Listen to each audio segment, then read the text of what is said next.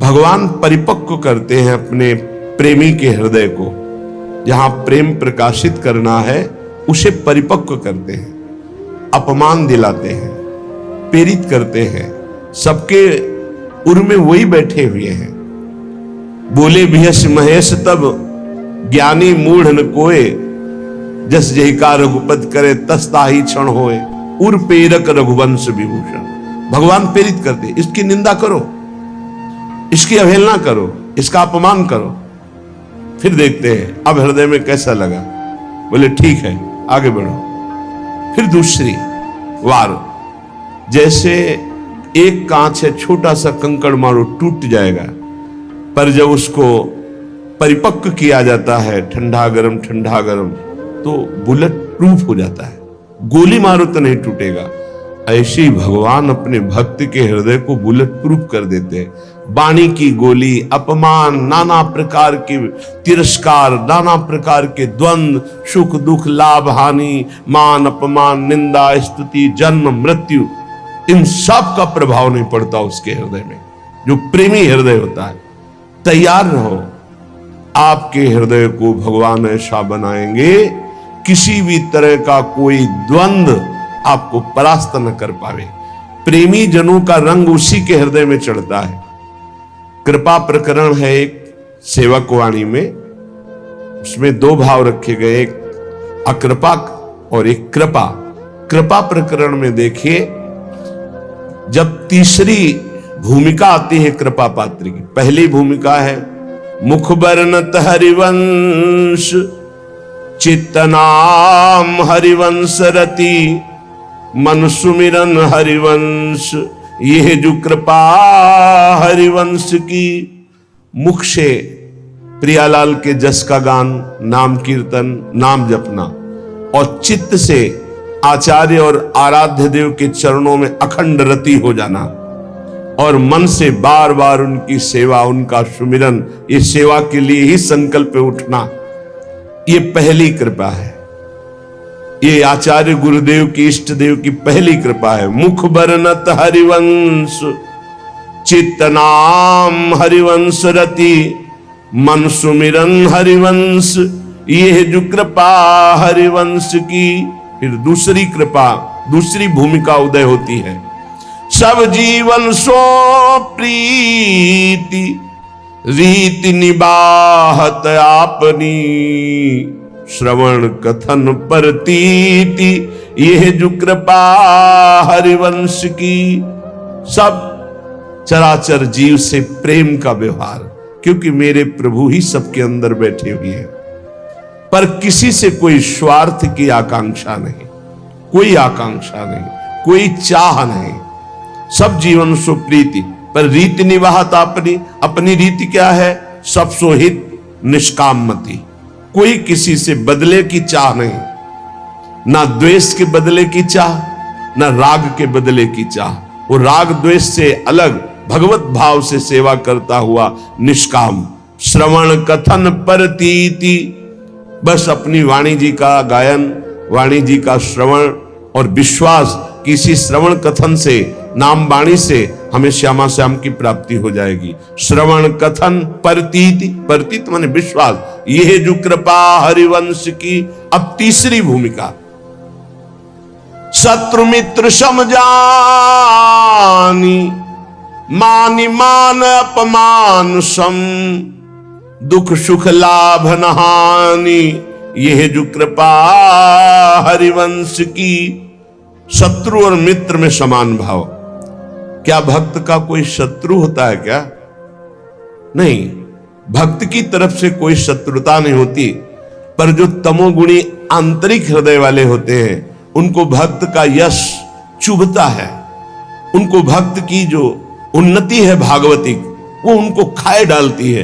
अब वो हर प्रकार से सोचेंगे इसका कैसे पतन करूं, इसका अपयश हो जाए, इसका नाश हो जाए, तो वो शत्रुता का भाव करे, पर आपके हृदय में फर्क नहीं पड़ना चाहिए।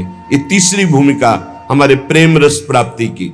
शत्रु मित्र समझानी, जैसे बड़ाई करने वाला, सम्मान करने वाला, ठीक वैसा ही आपको दिखाई देना चाहिए निंदा करने वाला, अपमान करने वाला। वैसे तो निंदा करने वाला ज्यादा पूज्य है। क्यों? क्योंकि वो हमारे अशुभों का नाश कर रहा है। निंदा करके, अपमान करके हमारे अशुभों का नाश कर रहा है। वो हमारे जो प्रारब्ध भोग हैं उनको काट रहा है। वो कितना कृपालु है। भगवान उसके अंदर प्रेरणा दे करके हमें परिपक्व कर रहे हैं। इसलिए निंदा करने वाला, अपमान करने वाला, तिरस्कार करने वाला हमारे हृदय में पूज्य भाव होना चाहिए। ये प्रेम प्राप्ति के लिए बहुत जरूरी है। शत्रु मित्र और होगा।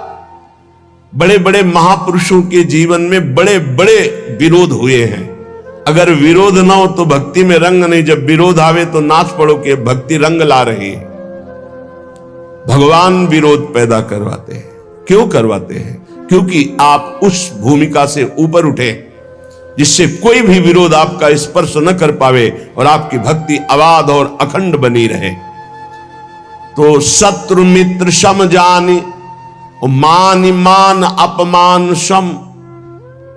अपमान और मान दोनों को सम मान करके सब। अगर कोई सम्मान कर रहा है तो उसकी मति, अपमान कर रहा है तो उसकी मति।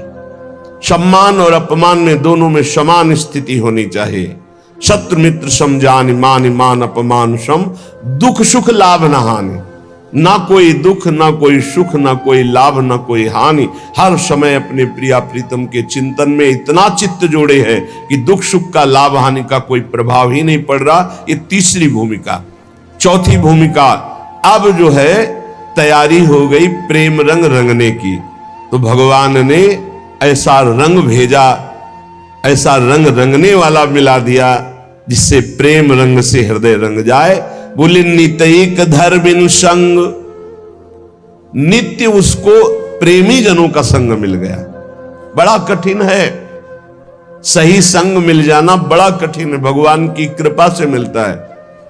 नहीं तो मिलावट ऐसी प्रपंच की बनी रहती है कि चित्त निर्विकार होकर प्रभु में लगने के लिए अगर तैयारी भी करे तो भी फिसल कर प्रपंच में फंस जाए। नित एक धर्मिन संग। बहुत संग मिले वो संग नहीं। इष्ट मिले और मन मिले, मिले भजन रस रीति।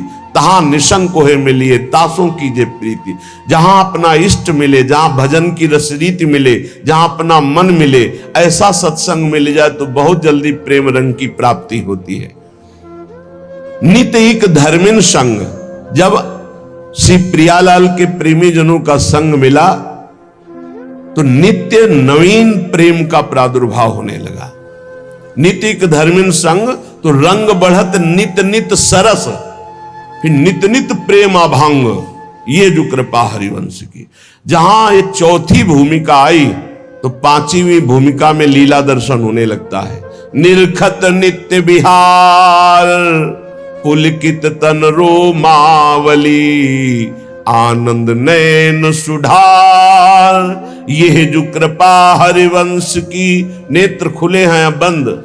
वो प्रिया प्रीतम की रूप माधुरी, लीला माधुरी में डूबा हुआ, आनंद सुप्रवाह करता हुआ एक एक क्षण महाप्रेम में व्यतीत हो रहा है।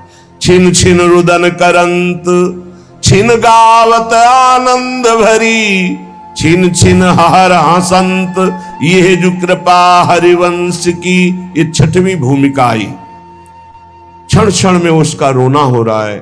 क्षण क्षण में वो प्रियालाल के संग विहरण कर रहा है। क्षण क्षण में उनकी लीलाओं का गायन करके डूब रहा है।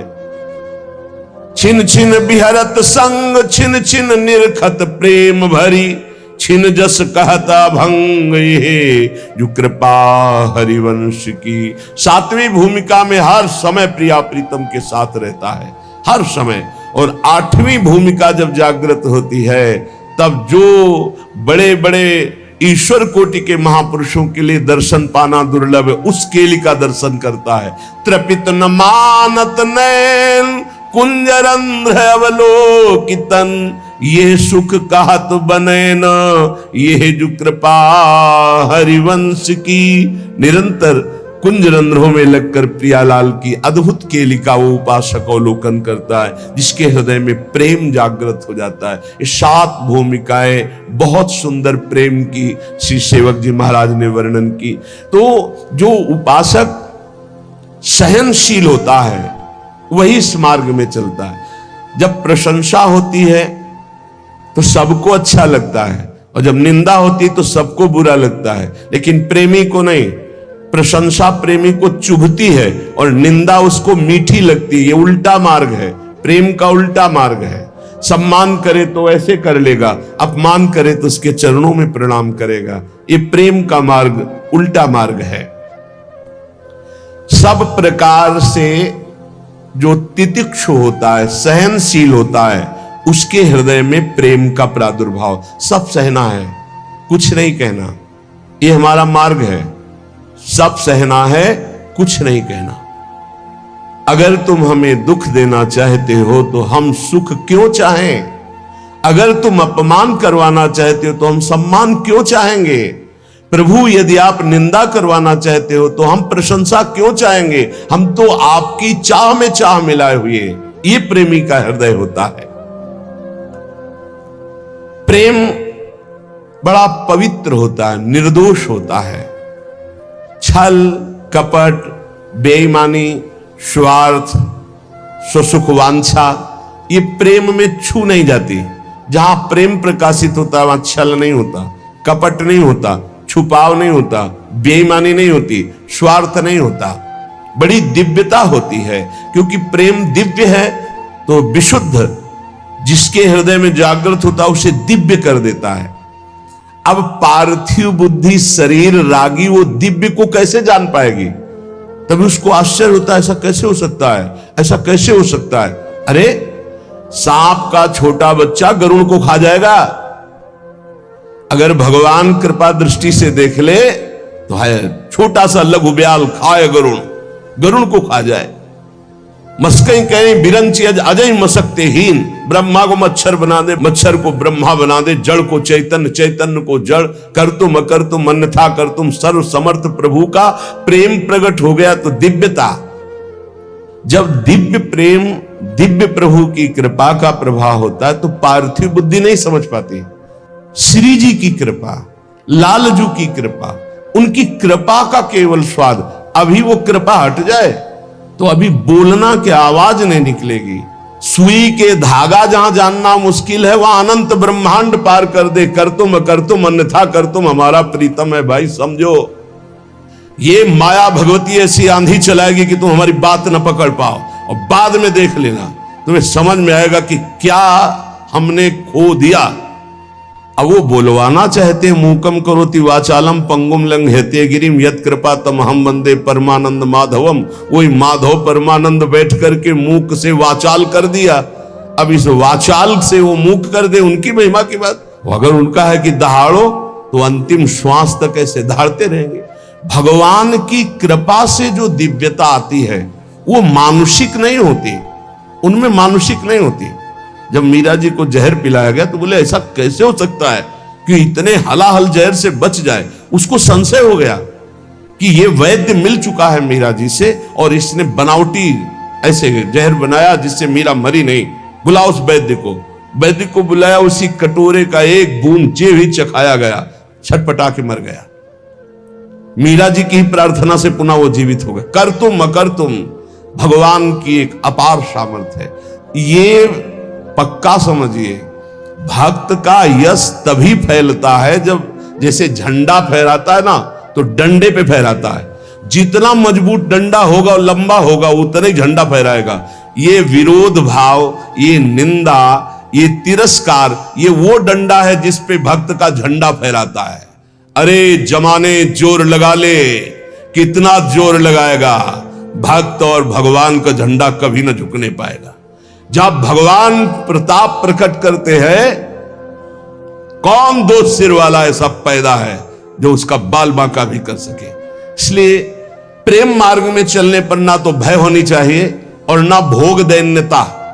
प्रेम पवित्र होता है, इसमें छल नहीं, कपट नहीं, बेईमानी नहीं, स्वार्थ नहीं। छल कपट बेईमानी जहां बुद्धि में है, जो चश्मा लगा छल कपट बेईमानी का, तो सब जगह लगता है छल कपट का ही राज्य है। हम जैसा चश्मा लगाते हमको वैसे दिखाई देने लगता है। लेकिन ये भगवत प्रेम मार्ग है, इस प्रेम मार्ग में अपनी श्रद्धा और विश्वास को श्यामा श्याम के चरणों में और अपने विवेक से संत का संग करना चाहिए। जहां हम बैठे हैं हमको क्या लाभ मिला है, जहां हम जुड़े हैं सुन रहे हैं उसमें हमारी बुद्धि की पवित्रता कितनी हुई है। लाभ देखा जाता है सुमिरन, त्याग, भगवत आकर्षण, ये कितना हमारे अंदर हुआ है।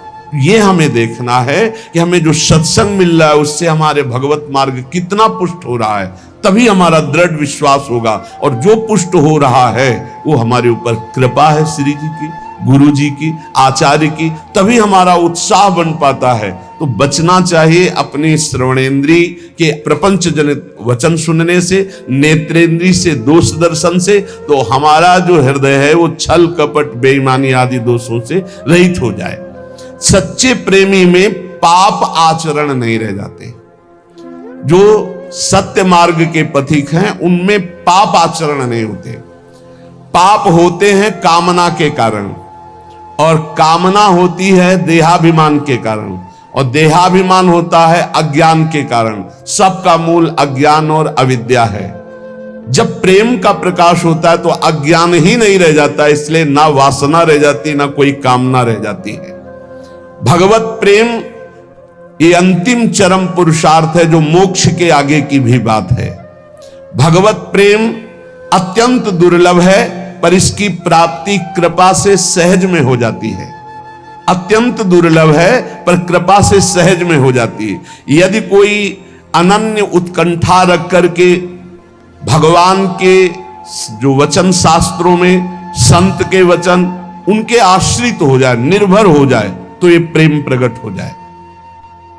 हम चाहते हैं कि हमें प्रेम मिल जाए पर हम विषय भोग नहीं छोड़ेंगे, हम नाना प्रकार की पापाचरण नहीं छोड़ेंगे।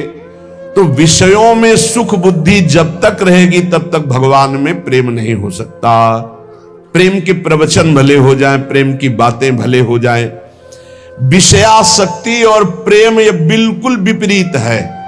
जैसे दिन और रात, विषयासक्ति रात है और प्रेम दिन है। जिन साधकों के हृदय में विषय भोगने की प्रबल लालसा है और वो उनको त्यागे हुए आगे बढ़ रहे हैं, तो उनका विषय रस के प्रति आकर्षण कम होते होते नष्ट हो जाएगा। लेकिन जो साधक विषय आकर्षण के साथ विषय क्रिया में उतर गए तो उनका फिर स्वभाव सुधरना बहुत कठिन हो जाएगा। इसलिए लालसा तो है पर भोगूंगा नहीं, क्योंकि भगवत प्राप्ति करनी है, भगवत प्रेम प्राप्ति करनी है। तो इनका विषय भाव जो अंदर से है भोगने का, एक दिन शांत हो जाएगा भजन के बल से। विषयासक्ति प्रेम में बड़ी बाधक वृत्ति है। जो विषय भोग की इच्छा, विषय पदार्थ ये अभी देखकर हमको जलाते हैं, भोगने की इच्छा होती है और हृदय जलता है। इस जलन को जो सह जाता है उसे तपस्या कहते हैं। वही तपस्वी है। बहुत सुंदर बात है, वही तपस्वी है। देख लेना, इस जलन से अनंत गुना बढ़ करके भगवान आपको शीतलता और आनंद देंगे, क्योंकि आप भगवान के लिए जल रहे हो। भगवान में ममता और आसक्ति हो जाएगी इस जलन को सहने से। सह जाओ, ये जलन सहना पड़ेगा। निंदा की जलन, अपमान की जलन, काम की जलन, क्रोध की जलन, ये सह गए तो भारी तपस्या, इसका परिणाम होगा अनंत गुना बढ़ करके भगवान आपको सुख देंगे। और नहीं सहोगे तो जलते रहोगे। क्रोध आया, गाली दे दिया, वो तुम्हें 4 गाली देगा और जलो। काम आया, भोग लिया और तृष्णा होगी। ऐसे ही जितना तुम विकारात्मक आत्मक क्रियाओं की तरफ जाओगे उतने ही भ्रष्ट होते चले जाओगे। सह गए उतने ऊंचे उठते चले जाओगे। प्रेमी को ऐसा अनुभव होने लगता है कि मेरा शरीर प्रभु को समर्पित है, ये प्रभु की वस्तु है, मैं इसे भोग नहीं सकता, ये प्रभु की धरोहर है। मेरा मन प्रभु को समर्पित है, अब जाए जहां जाए प्रभु संभाले। पुत्र, धन, प्रतिष्ठा, घर, परिवार, रुपया, पैसा, सब कुछ प्रभु की प्रदत्त वस्तु है। इसमें मेरा अहंकार क्या, इसमें मेरी ममता क्या। ऐसे भक्त के हृदय में प्रेम का प्रकाश होता है। जिसके हृदय में प्रेम स्फुरित होता है उसके हृदय की स्थिति सर्वदा आनंद ही आनंद, आनंद ही आनंद, हर समय आनंद।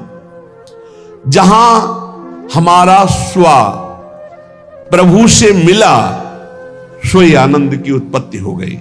अभी स्वाभिमान देह में है, स्वाभिमान प्रियालाल के चरणों में गया, आनंद ही आनंद है। उसी के लिए रोज सत्संग, रोज साधना हो रही। किसी समय प्रियालाल हमारे अहंकार को मिटा दे, स्वीकार कर ले। भगवत प्रेम में कृपा की बाट जो ही जाती है। कब गुरु कृपा होगी कि हमारे हृदय प्रेम जागृत हो, कब प्रियालाल की कृपा होगी। कम से कम इतनी तड़पन तो हो ही जाए कि दिन में कई बार अपने अंदर अभाव पैदा हो कि मेरे अंदर प्रेम नहीं जागृत हुआ, अभी प्रभु का प्रेम जागृत नहीं हुआ। ना नाम से प्रेम है, ना धाम से प्रेम है, ना प्रियालाल से प्रेम है। ये भगवत प्रेम की बातें सुनकर कच्चा उपासक डरने लगता है कि इतनी जलन सहनी पड़ेगी, पर सच्चा उपासक यही आग की ज्वाला से चलना है। चढ़ी के मैन तुरंग पे चलिबो पावक माए। अरे मन घबरा जाता है कि अच्छा ये जलना पड़ेगा भगवत मार्ग में, तो जलना तो पड़ेगा। इधर जल लो, थोड़ी दूर जलन है फिर आनंद है, और इधर तो जलन ही जलन है। जलत ज्वालम, ये संसार जलती हुई ज्वाला के समान, काम क्रोध लोभ मोह मद मत्सर। प्रेम का मार्ग थोड़ी दूर का ये जलन वाला है। इसे देखकर कायर पुरुष वापस हो जाता है, भोगों में फंस जाता है। परंतु जो इस आग में कूद पड़ता है, उसके लिए आग चंदन से भी शीतल बनकर के महासुख देने वाली बन जाती। केवल डरना नहीं है, ये डराता है कुछ नहीं। ध्यान मत दीजिए, नाम जप कीजिए, लीला गायन कीजिए, सत्संग सुनिए। जो ही आगे बढ़े तो शीतलता ही शीतलता, आनंद ही आनंद। प्रेम, प्रेम में समस्त क्रियाएं केवल प्रभु के निमित्त की जाए, या प्रेमी की समस्त क्रियाएं केवल प्रभु के लिए होती है। देखो, गोपीजन अपने पति की सेवा, घर में सोहनी लगाना, धान कूटना, गाय की सेवा करना, दुग्ध दुहना, दही मथना, पर ये सब कर रही हैं, लेकिन इनका उद्देश्य है श्री कृष्ण प्रसन्नता, और इनके हृदय में हर समय है श्री कृष्ण चिंतन। इन दो भाव से बहुत ऊंची दशा को प्राप्त हो जाती। क्रियाएं सब सांसारिक है, क्रियाएं सब सांसारिक है, आप विचार करके देख लीजिए।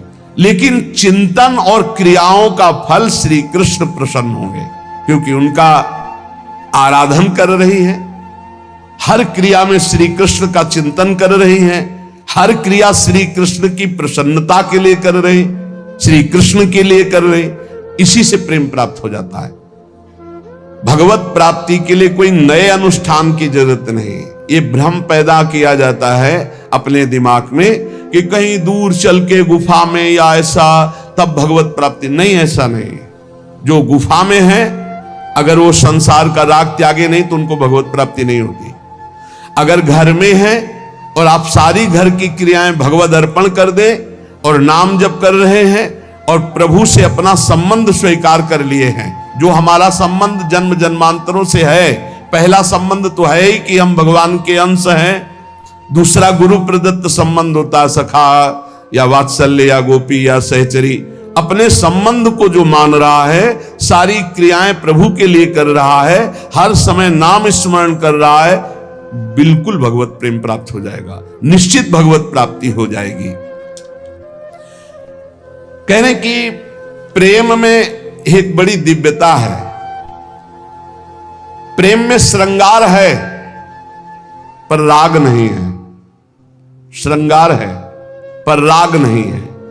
प्रेम में भोग है पर शरीर संयोग नहीं है। बहुत ऊंची बात है। प्रेम में भोग है पर शरीर संयोग नहीं है। प्रेम में श्रृंगार है पर राग नहीं है। प्रेम में आसक्ति है पर अज्ञान नहीं है। प्रेम में वियोग है पर बिछोह नहीं है। प्रेम में क्रंदन है, रोना, पर दुख नहीं है। प्रेम में विरह है पर वेदना नहीं है। प्रेम में सेवा है पर अभिमान नहीं है। प्रेमी को मान भी होता है, मान है पर धैर्य नहीं है। बहुत ऊंची स्थिति। प्रेम में त्याग है पर संन्यास नहीं है। प्रेम में प्रलाप है पर बेहोशी नहीं है। प्रेम में ममता है पर अज्ञान जनित मोह नहीं है। प्रेम में अनुराग है पर कामना नहीं है। तृप्ति है पर अनिच्छा नहीं, प्रबल इच्छा है। कैसा स्थिति? तृप्ति है और इच्छा है। प्रेम में सुख है पर चाह नहीं। प्रेम में देह है पर देहाभिमान नहीं। प्रेम में जगत है पर माया नहीं। प्रेम में ज्ञान है पर मैं ब्रह्म हूं ऐसा ज्ञान नहीं। प्रेम निर्गुण है पर मोक्ष नहीं।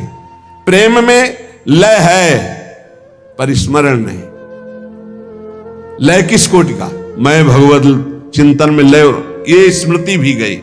इस उच्च कोटि की अवस्था को प्रेमी प्राप्त होता है। ऐसे प्रेम की प्राप्ति के लिए कुछ साधन बताए जाएंगे। कह रहे हैं कि इसमें सबसे पहली बात है कि जो भगवान की कृपा से आपको महापुरुषों का संग मिला, अभी गुरु नहीं बनाया, महापुरुषों का संग मिला, सत्संग सुना, उसमें जब आप श्यामा श्याम की प्रियता की बात सुने, श्यामा श्याम की शरणागति की बात सुने, तो आपके हृदय में उसी समय बैठना चाहिए कि अब हमारे आराध्य देव श्यामा श्याम है। दूसरा, श्यामा श्याम को कैसे प्राप्त करूं, ऐसे साधन की चाह। तीसरा, किसी में भी न्यून भाव या दोष दृष्टि का भाव। चौथा, केवल भगवत प्राप्ति की चाह। ये चार बातें जब हृदय में प्रकट होती है तो प्रभु कृपा करते हैं और उनको संग देते हैं किसी रहस्य रस में डूबे हुए प्रेमी का, जो प्रभु के रहस्य रस में। अब प्रतिक्षण उसको यह लगता है मैं आगे कैसे बढ़ूं मार्ग में, बिना रसिक गुरु के आगे बढ़ा ले जाता।